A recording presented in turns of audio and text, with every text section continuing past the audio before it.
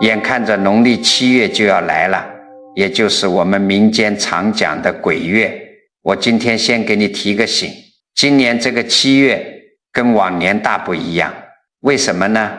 因为有2处特殊的地方。第一，今年是丙午年，天干地支全是火，这叫火上加火，天地的气机本来就比较热。这第2条最要紧，也最容易被人忽略。今年农历7月是小月，只有29天，没有30。你想想看，一年12个月，天地间该换的气照样要换，可是日子却平白无故少了那么一天，少了1/30。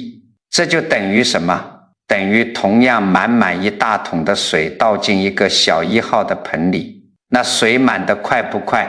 是不是稍微一晃荡就特别容易溢出来？这就叫气机挤压，门开得比往年短，同样一个月的气挤在更少的日子里，来的自然就比较猛。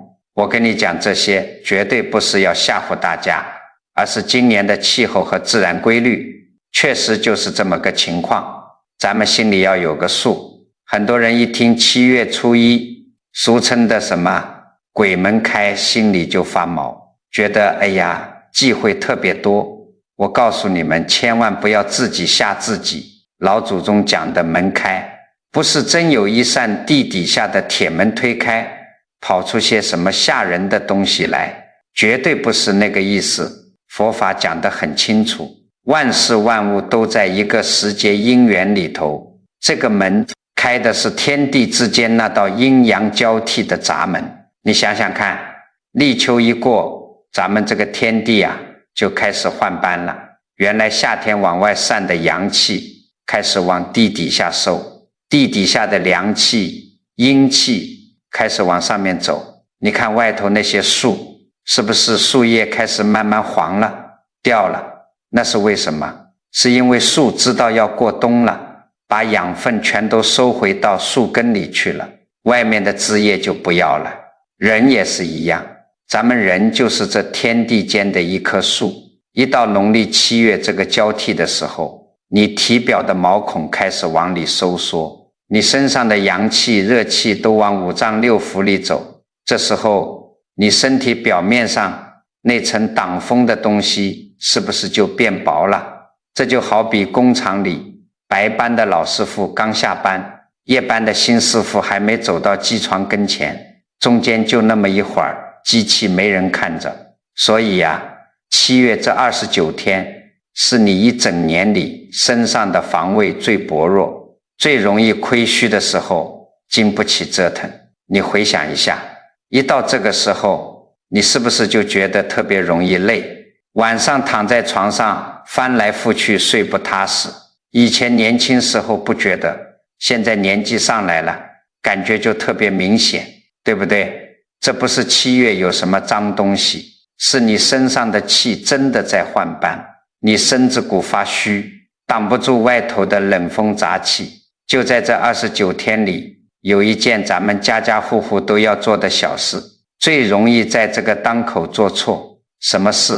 就是动剪刀剪头发。很多人最近觉得，哎呀，我这钱明明没乱花，怎么就存不住？家里儿女在外头干什么事，眼看要成了，偏偏最后就差那么一口气，黄了。去医院量个血压，平时挺稳的，这阵子忽高忽低，大夫一查又说你没事，你就以为这大概就是农历7月磁场不好的关系，忍一忍就过去了。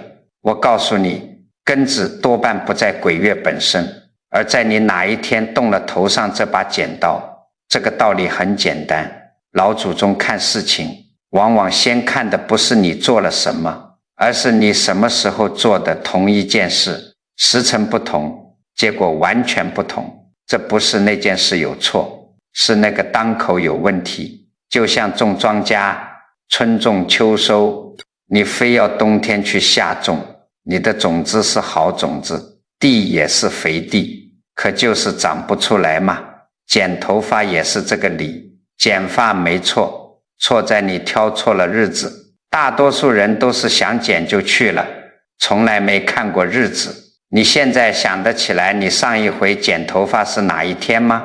想不起来了，对不对？尤其在这个月，你身上那层阳气本来就最薄，这时候你再随随便便动剪刀，那跟别的月份可是完完全全的两码事。你们要晓得，头发从来不是什么随便绞了就丢的身外之物。咱们中医经典《黄帝内经》里有一句话，4个字，把这事讲得透透的，发为血之余。什么叫余？余就是用剩下的你吃进身体的饭菜营养化成气血，是不是要先供着你的心肝脾肺肾？这些是保命的根本。等这些大脏器都吃饱了，最后剩下的那一点点余粮才会被送到头顶上去养你的头发。所以头发就是你身体里的一根探子，气血足的时候，它乌黑浓密，气血一亏，它先干枯发黄，一梳一大把。你想想看，家里穷，粮食紧巴的时候，是不是先紧着老人孩子吃饱，最后刮锅底那一勺，才轮到看门的那条狗？要是有一天你看门那条狗瘦得皮包骨头了，说明什么？说明这家是真的没粮食了，绝对不是狗挑食。你摸摸自己的头发，这几年是不是比10年前枯了、细了，掉的也多了？这就说明你里头的底子不够用了，它是最后分到粮的那一口，灵敏得很。还不止于此，老祖宗常讲头为诸阳之首，咱们全身上下所有的阳气，所有的经脉全都是往头上走的。头顶正中间那个百会穴，那是上百条经脉交汇的地方，所以你人身上阳气最后最足的地方就在头顶。你看冬天大雪天，你光着脚在雪地里站3分钟，冻得受不了，可是你光着头站在雪地里半个钟头却没事。差别不在皮肉厚薄，就在于阳气全都聚在头顶上。头顶这块地方就是一间大屋子的屋脊，头发正好长在上面，它就是盖在屋脊上的那一层瓦。这层瓦护着底下你这一身的精气神。现在到了7月，你身上这层阳气本来就在往里收缩，是最单薄的时候。你这个时候如果不看日子，随随便便一剪刀把头顶这层瓦给掀了，门户大开，外头的冷风杂气一下就灌进来了，这屋脊底下罩着的，可是你一整个家啊，你自己受了寒泄了气，回到家精神萎靡，这整个家的家运都要跟着晃荡。所以我今天把话先说在前头，我绝对不是叫你们整个7月都憋着不洗头不理发，那叫自己吓自己，没有那个必要。这29天里头有26天你照剪不误，没有任何问题，但就有那么3天你千万碰不得。这3天可不是我瞎编的，每一天都包含了天地气机的道理。先讲这头一天，就是8月13号，农历7月初1。那为什么8月13号这一天千万不能碰头发？我告诉你们，因为初1这天的气是一整个月里最新也最嫩的，农历7月初1，也就是大家俗称的鬼门开。门刚打开，一整个月的新气刚刚开始往你家里头进，这口新气刚进门，他得先找个地方稳稳当当的站住脚。在他还没站住之前，最怕什么？最怕被人搅动。咱们前面讲的明明白白，头顶就是你身上接天地之气的一个大口子。1年12个月，每个月的气都要换一次班，初1就是换班的那一天。7月初1换的还不是普通的气，是一整个阴月的头一口气。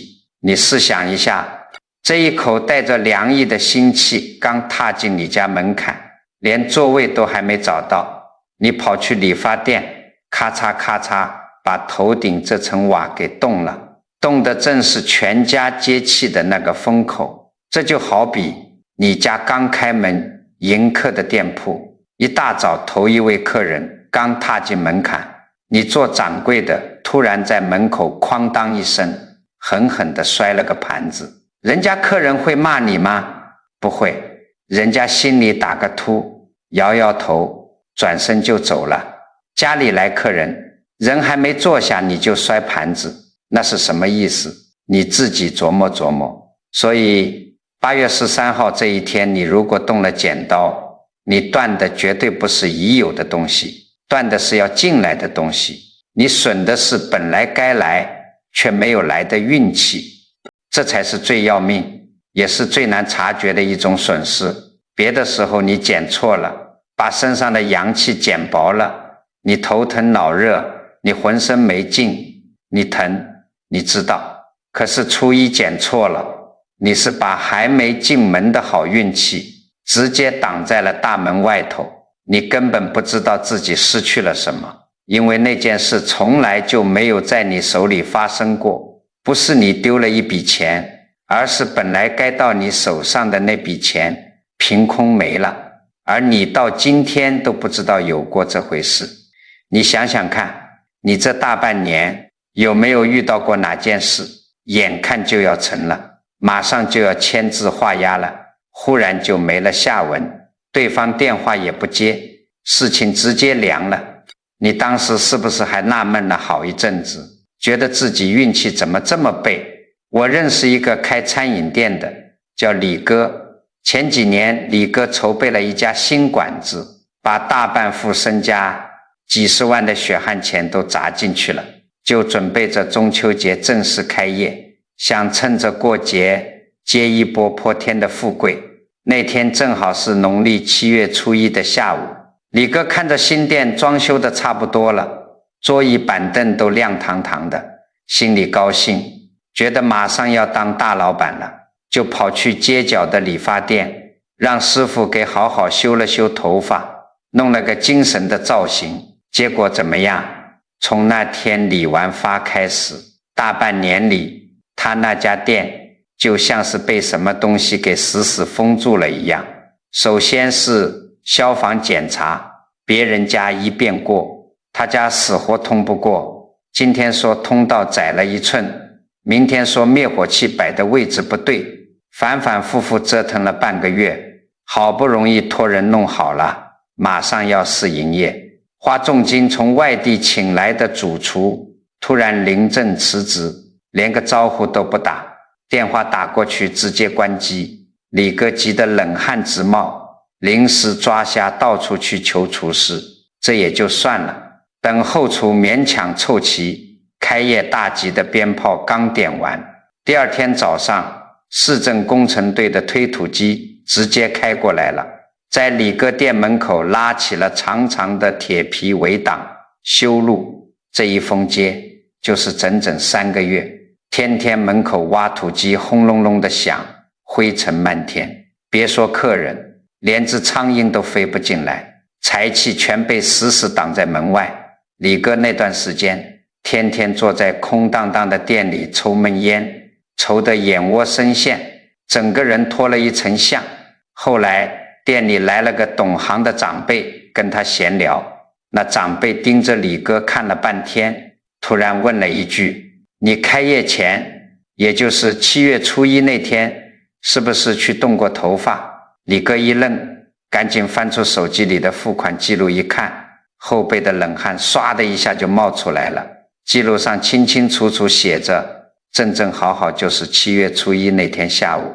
长辈叹了口气，指着门外说：你个傻小子，新契进门你剪头发，等于在自家大门口竖了道铜墙铁壁，财气进不来，只能在门外头打转转。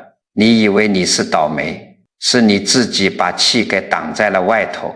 一连串的空欢喜，李哥到今天想起来这事，心口都还是一阵阵的揪着疼。他到今天都不知道那半年怎么就过得那么鬼使神差。佛法讲得很清楚，气机感应丝毫不爽。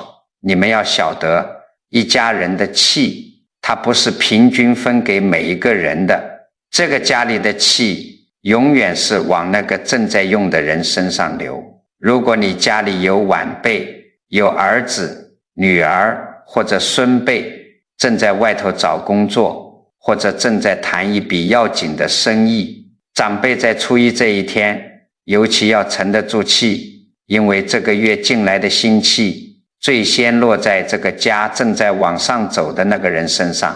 孩子在外面起步，他那一头是张着嘴开着口的，所以这口新气首先就往他那儿走，去托举他。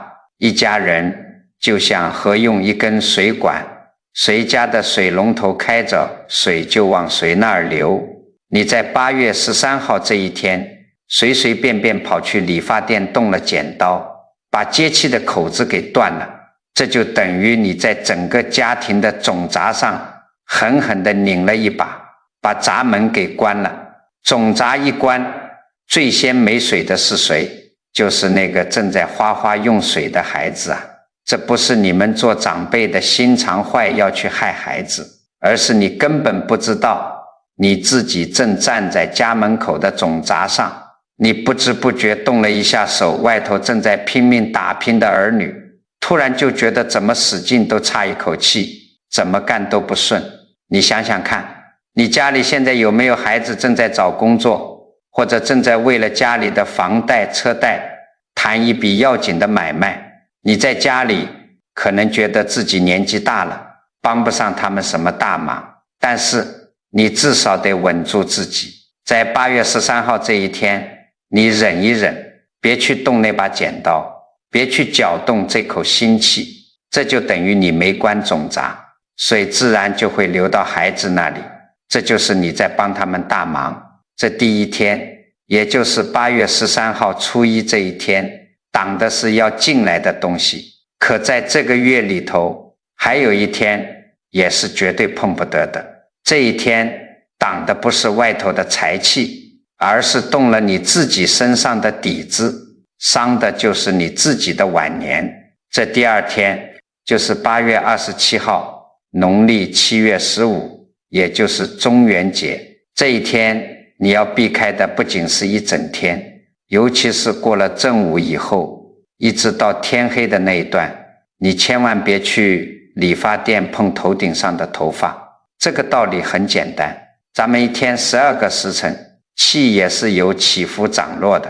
中午12点以前太阳往上升，那是一天里头阳气最足的时候，可午时一过，太阳偏西，阳气就开始慢慢退潮，阴气凉气就跟着往上接，这是每天都有的自然规律，对不对？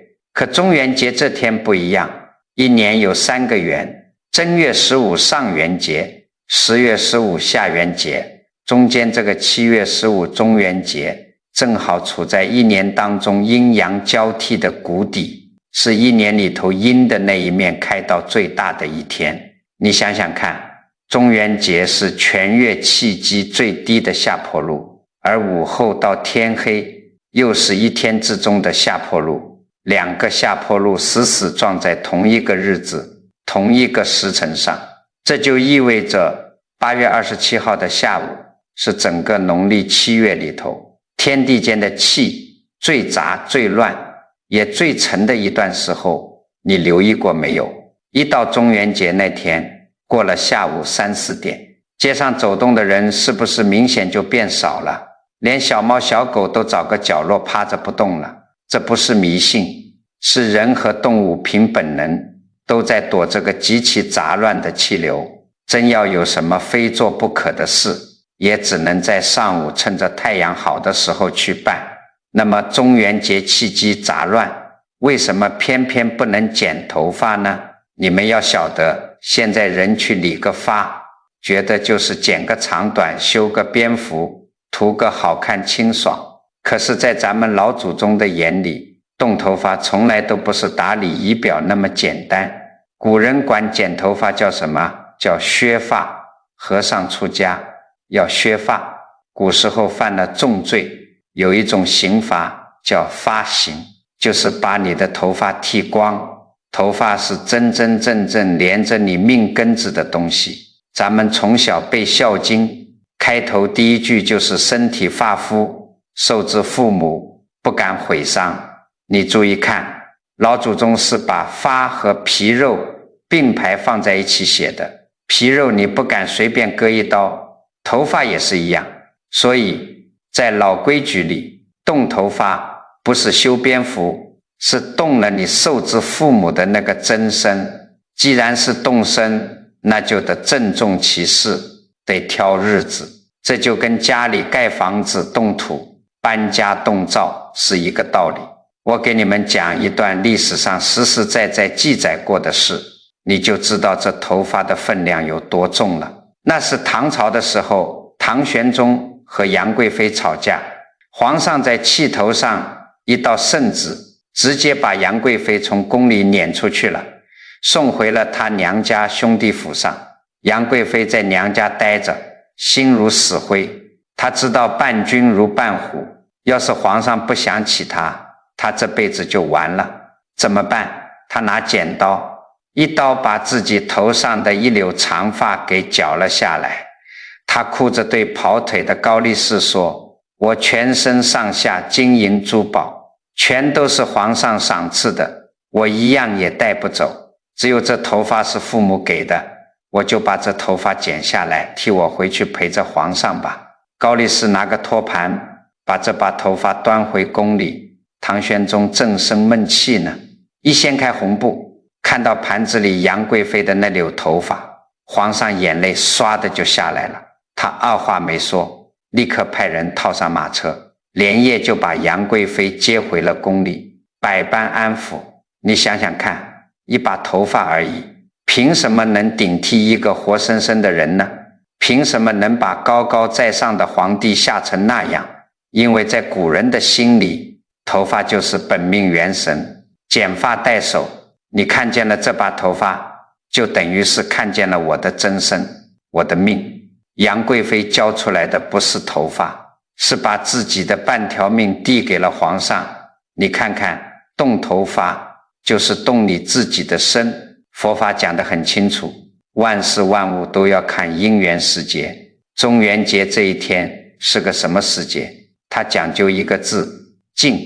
老话讲敬鬼神而远之，很多人把远之理解错了，以为是不信。远之的意思是不往前凑，是收敛，是敬畏。这一天你该记住记住，该在家里安稳待着就待着，心里存着那份郑重，安安静静的。可是如果你偏偏在这个时候跑去理发店，把原本的头发绞了，烫个花，染个色，换了一个跟平时完全不一样的样子出来，这就等于什么？这就等于在一场极其庄重，所有人都穿着素净衣服的集会上，你一个人穿了一身大红大绿的衣服，大摇大摆地走了进去。没人会开口骂你，但是所有人的眼睛，空气里所有杂乱的气场，瞬间就全盯在你的身上了。这就是老话说的变得显眼。在这个天地气机最乱的日子里，你把头顶护持阳气的瓦片给掀了，还把自己的气场变得极其惹眼。那些杂气不冲你冲谁？你这辈子肯定有过这种感觉。走进一个屋子，其实什么事都没发生，但你忽然觉得浑身不自在，背后凉飕飕的，就觉得所有人都在盯着你看。中元节你去动头发，招惹的就是这种让你浑身发虚的杂气。咱们前面讲，初一那天你剪头发，挡的是家门外头正要进来的新气，折的是家里儿女的路。可是到了8月27号15这天，你如果动了剪刀，你折的是你自己晚年那一段的底子。为什么这么说？中医里头讲，头发的根在哪里？在肾。肾管的是什么？肾管的是一个人一生的元气，是你后半辈子的老本。年轻小伙子大姑娘火力旺盛，他哪怕中元节去理发，3-2个月气血就补回来了，他扛得住。可是你们要晓得，过了60岁以后，咱们身体生长的速度已经远远赶不上消耗的速度了。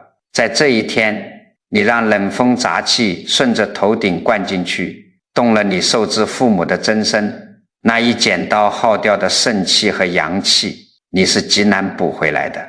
这就好比同样是下楼梯不小心磕破了膝盖，年轻人睡一觉，第二天活蹦乱跳，可老人家要是磕那么一下，能疼上大半个月，连路都走不稳。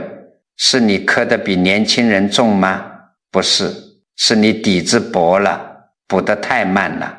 同样一剪刀，这在老人家身上耗的就是晚年的底子，让你觉得莫名其妙的膝盖发酸，腰背发沉，夜里起夜的次数突然变多，这些全是根子上的元气在漏啊。所以这2天，一个初一党外头进来的机会，一个15伤你自己身上的底子，道理都在天地换班的自然规律里头。可是在这29天里头，还有一天也是万万碰不得的。那一天它是老黄历上实实在在写了几百年，每个月都有的固定日子，只不过今年7月这一回，它跟契机转折撞得最不巧。这第3天是哪一天？我告诉你们，就是9月4号，农历7月23。你家里要是挂着那种厚厚的老黄历，你现在就可以去翻开看一眼。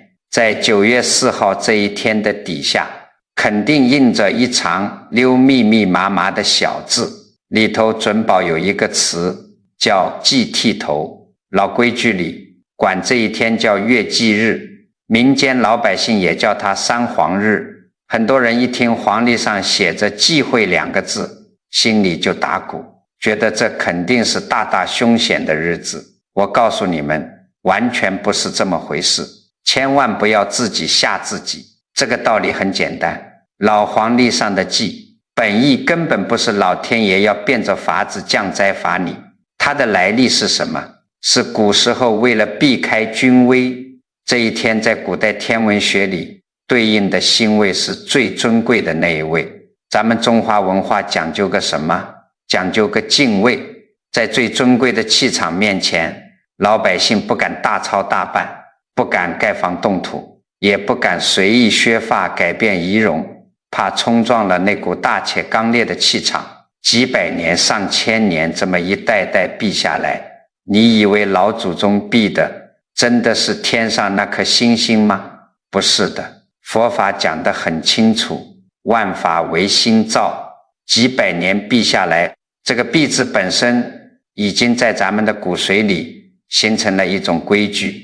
人只要一守这个规矩，心里头就会生出一种东西，叫做郑重。这份郑重心才是真正保你一生平安的护身符。你想想看，这就好比马路十字路口那个红灯，你只要懂规矩，知道红灯亮了必须停下来，你的心是稳的，你的车是停的，你就不会出车祸。不是红灯施法保佑了你，是你心里守规矩的那个郑重让你避开了灾祸。早年间跑长途货运的有2个老师傅，一个叫老陈，一个叫老林。老陈这人胆子大，脾气暴，开车从来不看什么日子，更别提看黄历了。他常挂在嘴边的一句话就是看黄历能当饭吃，老子只认钱，今天老板给钱，哪怕下刀子老子也要上路。有一回正好碰上老黄历上的月祭日，老林劝他歇一天，气象台也报了前面路段有大暴雨，老陈不听，猛踩一脚油门，嘴里死死咬着半根烟，满不在乎地骂了一句穷讲究。结果怎么着？那天夜里雨天路滑，他心里又急着赶路交差，连车带一满车的昂贵建材直接翻进了深沟里，差点把命交代在里头。30年下来，老陈出了3次大事故，挣的那点拿命换来的辛苦钱全赔给医院和货主了，到老了落得一身病，家里连锅都揭不开。你再看那个老林，完全是另一个活法。老林的货车驾驶座前头，永远挂着一本巴掌大的小黄历，每天出车前他必须看一眼，只要碰上老黄历里写着季出行或者到了这种月季日，哪怕货主老板拍着桌子给双倍的运费，老林也是笑眯眯的摆摆手，在家里泡上一杯大红袍，坐在摇椅上喝茶，说老板真不差这一天，咱们的命比钱贵。老林开车心是定的，因为他心里有敬畏，他觉得老规矩今天不让走，那就在家养养精神。就因为这份郑重心，老林跑了一辈子长途，大事故一次没有，平平安安到了退休，细水长流攒下的钱全款给儿子在城里买了套大房子。你想想看，差别在哪里？是老林哪一次运气特别好吗？不是，差别就在于那个老黄历就像一个刹车片，随时在提醒老林，人要知止，要收敛，别太狂妄。一个人只要心里存着对天地的敬畏，他做事就不毛躁，他不毛躁，当然就少出事。你们要晓得，咱们学点传统的东西，不是为了搞什么迷信，而是让自己对天地有一股敬畏之心。好了，这3天咱们都讲清楚了，但是咱们话说到这里，你心里肯定有个大大的疑问没有解开，你肯定在想，不过就是我一个半截身子入土的老头老太太，在家里挑错了日子剪个头发，或者没看黄历出了个门，怎么就能牵扯到我在外头打拼的儿女身上去？为什么我剪错头发挡的是儿孙的财路？这中间那根无形的线到底是连在哪里的？你们要晓得，一家人从来不是关起门来各过各的几个人搭伙吃饭。咱们中华文化里，看一个家就是看一棵大树。你今年多大了？60了还是70了？你在你们这个家里扮演的是个什么角色？我告诉你们，你就是这棵树的树根。你外头的儿子、女儿、孙子、外孙，他们是这棵树上长出来的枝丫和树叶。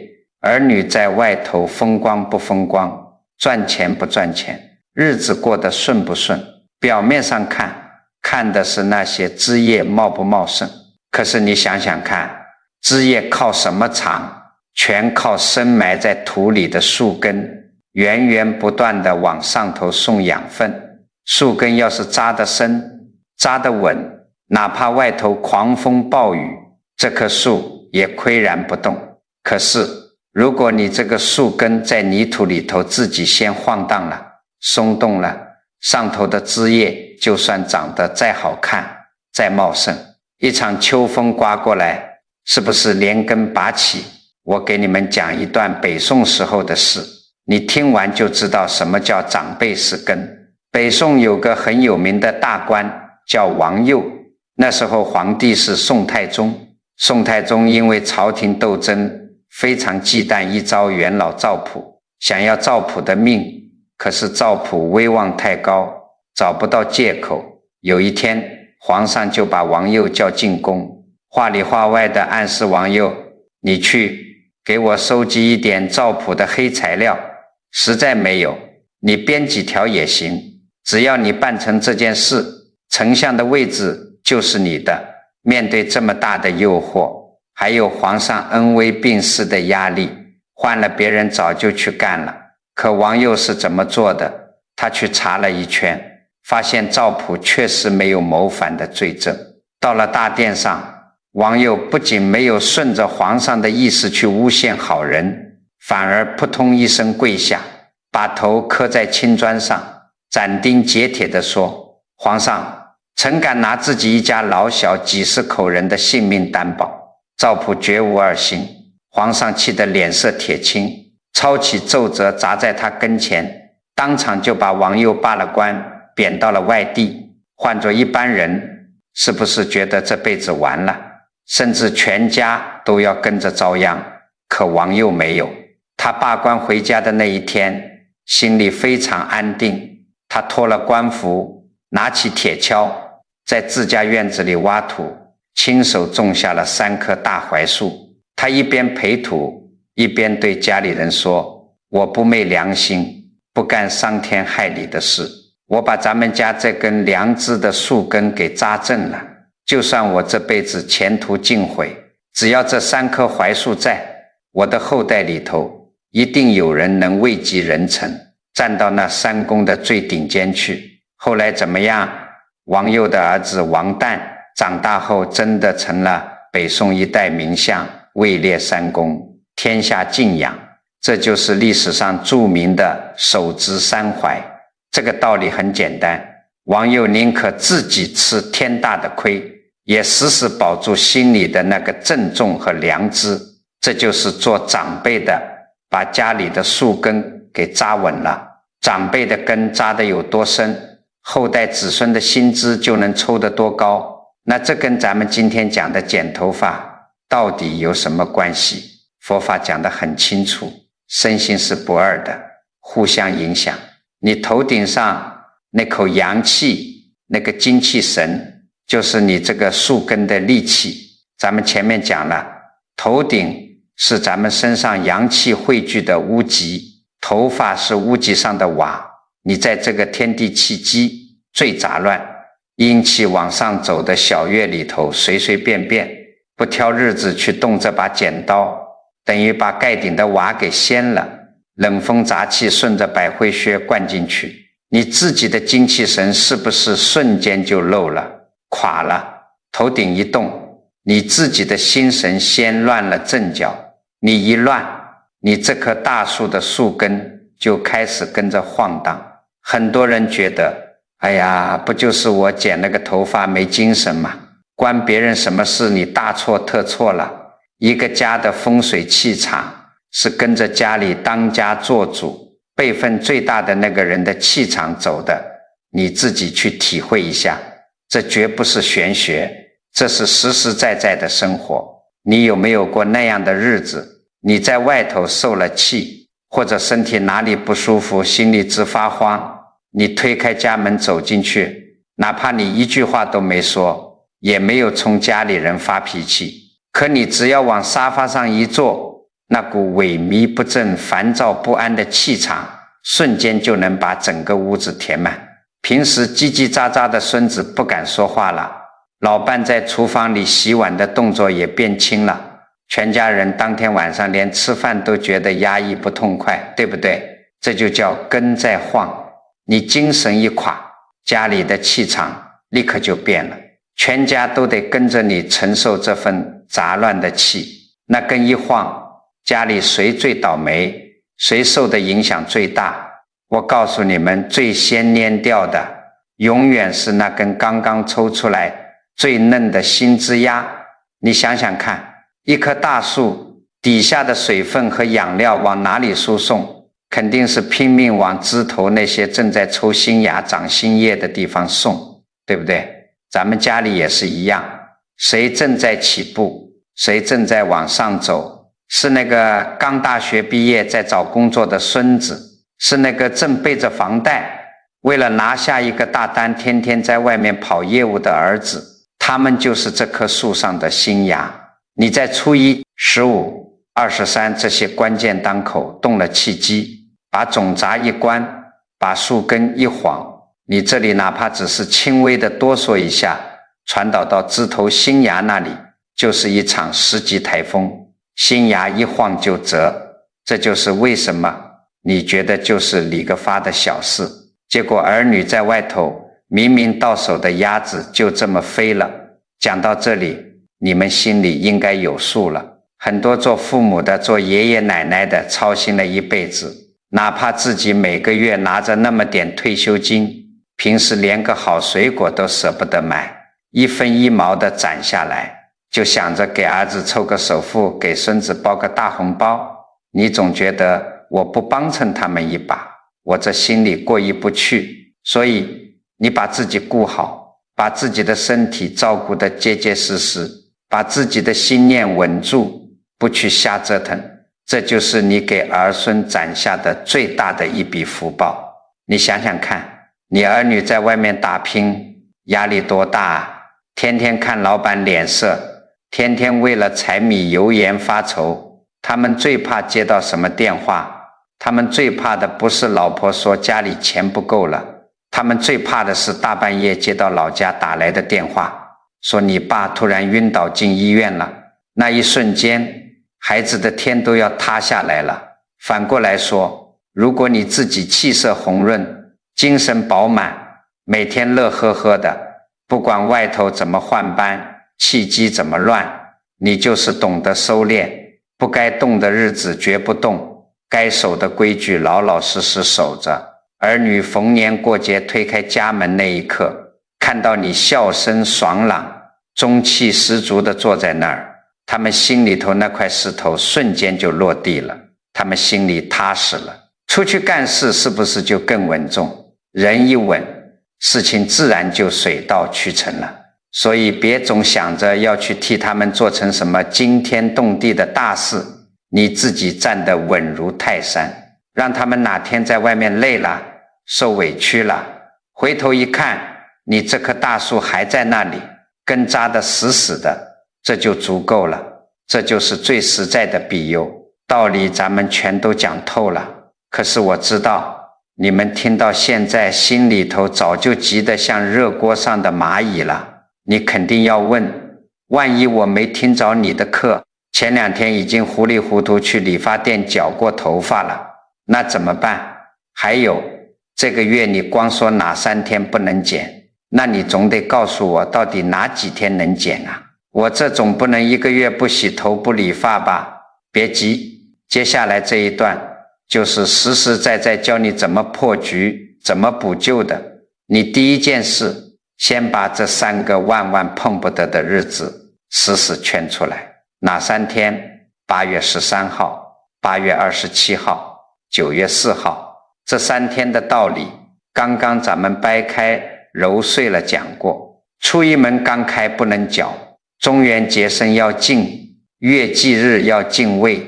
你把这3个日子记在心里头，或者拿笔在挂历上画个红圈，这就行了。那你肯定要问了，这也不能剪，那也不能碰，我这头发都快盖住眼睛了，到底哪天能去理发店？我告诉你们，真要剪，你挑这3个好日子去。8月12号的中午11点到1点，8月22号的下午1点到3点，还有8月25号的下午1点到3点。为什么非要卡在这几天，还得卡在这个钟头？这个道理很简单。首先，这几天老黄历上本身就清清楚楚地标着宜理发。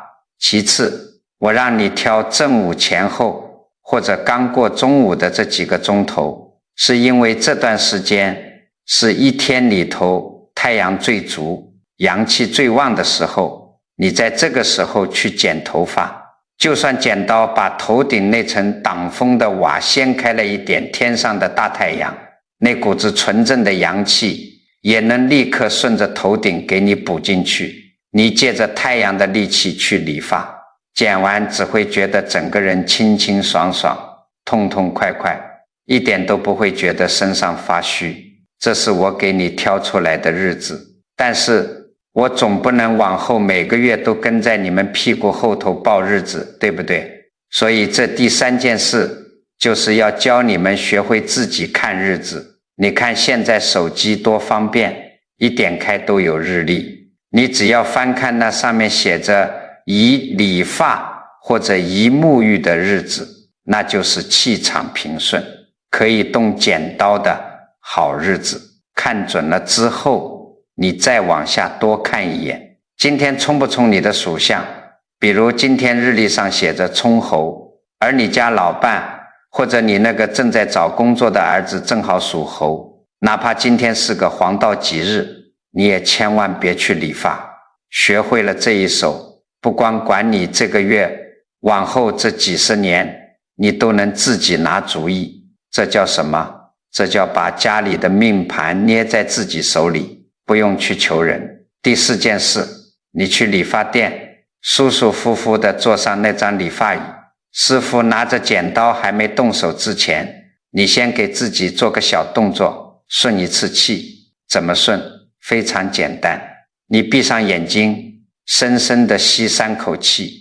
吸气的时候，你就想着把天地间干净清朗的气吸进来，呼气的时候想着把肚子里那些沉甸甸的浊气，家里的烦心事全都吐出去，然后把你这2只手合在一起，使劲搓，一定要搓到掌心发烫，掌心朝下，从你头顶正中那个百会穴往下，沿着2边脸颊把气慢慢顺下来，一共做3次。做的时候心里头默默念一句，顺理顺气，浊气出去。为什么要做这个看起来不起眼的小动作？你们要晓得，去外面理发是别人拿剪刀在你头上动土，你搓热手掌顺着3下，是把你从被人乱剪的被动变成了我自己在打理。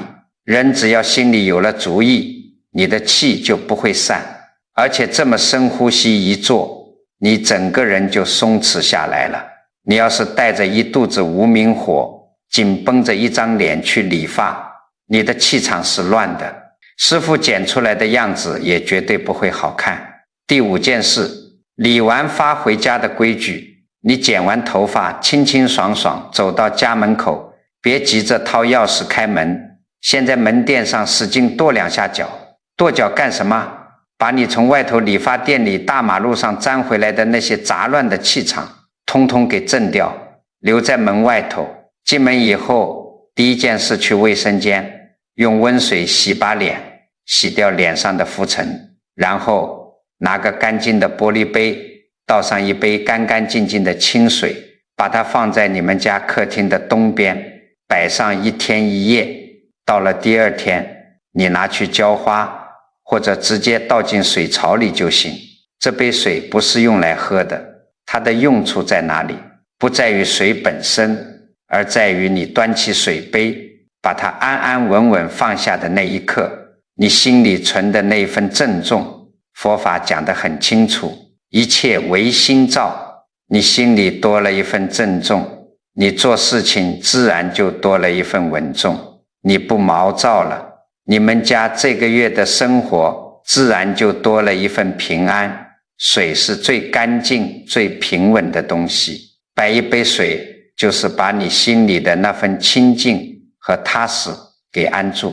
第6件事也是大家最担心的，万一你之前不知道这些道理，已经在这3个忌讳的日子里头把头发给剪了，怎么办？是不是要倒大霉了？我告诉你们，天无绝人之路，老祖宗留下了规矩，就一定留了补救的法子。怎么补救？就在当天晚上，或者你知道自己剪错日子的当天晚上11点之前，也就是子时之前，必须老老实实上床躺下睡觉，然后闭着眼睛，在心里默念21声佛号，不管是念阿弥陀佛还是念观世音菩萨，随你的缘分，念什么都行。念完这21声，你轻轻出声说一句，愿以此功德回向给我家历代先人。你不必大老远跑去什么道观寺庙里烧高香，也不必花冤枉钱买什么稀奇古怪的摆件放在家里。为什么这么简简单单做就管用？你想想看，你剪错日子，损耗的是头顶的阳气，而夜里11点正是一天里头阴阳交替，唯一能把阳气重新收回来的口子。你躺在床上念佛号，不是佛菩萨跑下凡来替你挡灾，而是那21声佛号能让你那颗慌乱疑神疑鬼的心瞬间静下来。心只要一静，你的气自然而然就归位了。气一归位，漏掉的那点底子只需要7天时间就能稳稳当当就补回来了。最后第7件事，也是最容易被忽视的4个生活小细节。第一，你去剪头发，头顶上的头发千万别让师傅拿推子给你推得光光的，尤其是上了年纪的男同志，本来头发就稀疏，你一定得交代师傅，头顶上最少留个2-3分长。咱们前面掰开揉碎了讲过，头发是护着阳气的瓦，你推光了，等于把屋脊上的瓦全给掀了，直接拿头皮去顶外头的冷风杂气，那能行吗？第二，理完发洗头的时候，千叮咛万嘱咐，一定要让师傅用温水，千万别用凉水机，洗完拿毛巾擦干，必须用吹风机的暖风彻彻底底把头皮吹透。你的头皮刚被剪刀和推子刺激过，毛孔正张着大嘴喘气呢，凉水一浇，寒气直接钻进脑袋里。很多人到了晚年，莫名其妙的偏头痛头晕，去医院又查不出毛病，就是年轻时候理完发不吹干落下的病根。第三，晚上9点以后绝不理发，也尽量不要洗头。晚上9点那是什么时辰？阴气已经翻上来了，你这个时候去动头顶，等于在半夜把家门大开，开门一道，最容易招邪风。第四，在理发店里千万别跟理发师傅置气，不管他今天剪得好不好看，或者多收了你3-5块钱，笑一笑就过去了，就当结个善缘。你要是坐在椅子上跟他吵架，生闷气，你这股子怨气怒气就会死死地留在你刚剪完的头发上，被你一路带回家。你带着一头怨气走进家门，那全家人还能有安宁日子过吗？好了，今天咱们讲了这么多，我知道咱们在座的老朋友年纪大了，听着后头可能就把前头给忘了。我在这里再给你们最后啰嗦一遍，你们要晓得，这3个日子你打死也别去碰头顶的头发。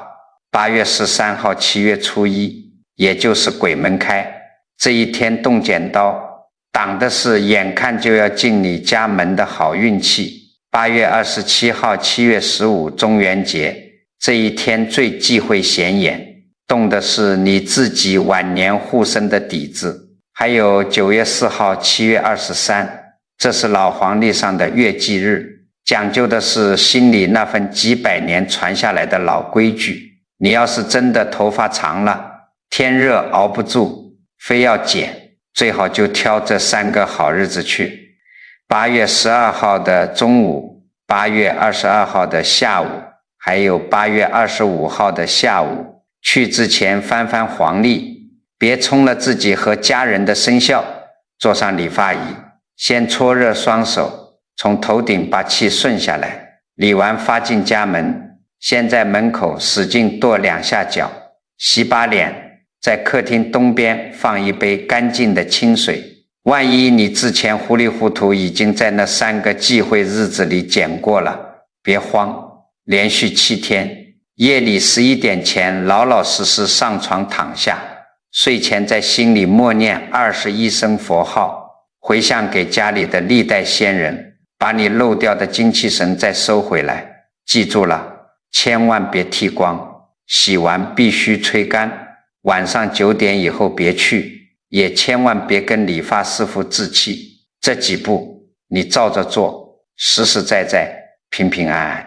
但是我今天啰啰嗦嗦讲了这一大顿，最后有一句最要紧的话，你们一定要听进去。这农历7月一整个月有29天，我只让你避开这短短的3天，剩下的26天，你该洗头洗头，该理发理发，照剪不误。我绝不是要你憋着一整个月蓬头垢面，把日子过得战战兢兢的，那不叫敬重天地，那叫自己吓自己。我告诉你们一句大实话，真正折损你福报的从来都不是理发店师傅咔嚓下去的那一剪刀，而是你剪完之后天天在家里疑神疑鬼，担惊受怕，见着谁都说自己犯了忌讳，要倒霉了。你这颗心一乱，整天发愁，不用外头的邪风吹，你自己就把好日子给过坏了。咱们老祖宗留下这些规矩和避讳，初衷是为了让你在做事的时候多一份郑重，让你学会收敛，懂得敬畏，绝不是为了让你多一份害怕。人只要心里堂堂正正，存着一份郑重，连鬼神都要敬你3分。这个道理很简单，咱们活到这把岁数，大风大浪都见过了。最好的风水到底是什么？从来不是你找人算了个什么命，也不是你在家里摆了个什么阵。最好的风水就是你这颗人心最大的改命，也不是去烧香磕头，而是改你的念头，改你的行为，改你种下去的因。你自己站稳了，把心定住了，你不仅护住了自己，你也是在给在外头打拼的儿女当靠山。如果你今天听明白了，觉得心里头亮堂了，我教你一个积大福报的法子，你把你看到的这段话转给你手机里，家里那个正张罗着要去理发的老伴，转给你那个刚毕业正在满世界找工作的老邻居。你不用多费口舌，你就是轻轻地给人家一句提醒，可能就让人家躲过了一个暗藏的坎儿，保住了一口正要进门的好契机。这就叫赠人玫瑰，手有余香。你在这个世间行方便，结善缘，就是在无形之中替你自己，替你的儿女积攒福报，而且是没人知道，最实在的那一种阴德。如果你觉得我今天讲的这些道理对你过日子有帮助，请你动动手指，给咱们这个视频点个赞，点个关注。同时我请大家都在评论区里认认真真的留下一句善言，愿家宅平安，儿女顺遂。佛法讲得很清楚，文字是有巨大力量的，人的每一个念头都是有能量的。当你写下这句祈福的话，千万个人的善念在这个地方汇聚在一起，形成的那种祥和安定的能量场，威力不可思议。你今天在这里写下的每一句善言，最终都会化作无形的庇佑，清清楚楚地回向到你自己和你家人的身上。